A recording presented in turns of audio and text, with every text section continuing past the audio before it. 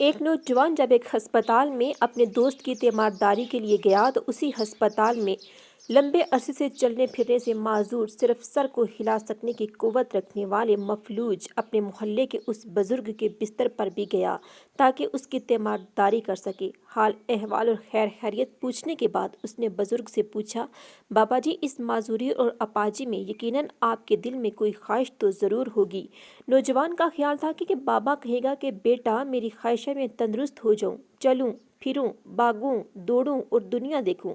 مگر بزرگ نے کہا، بیٹے، میری عمر 50 سال سے متجاوز ہے، میرے 5 بچے ہیں، میں 7 سال سے اس چرپائی کا پڑا ہوا ہوں۔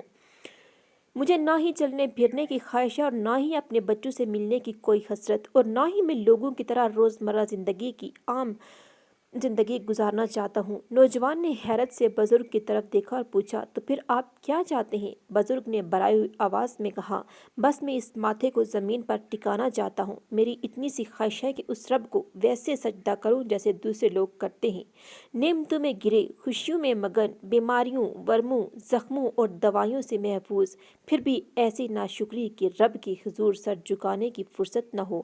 ہم اتنا ظالم تو نہ بنیں۔ اللہ پاک ہماری کوتاہیوں کو معاف فرما دیں اور نیکی کی توفیق اور سیدھے راستے پر چلنے کی ہدایت دیں۔ آمین۔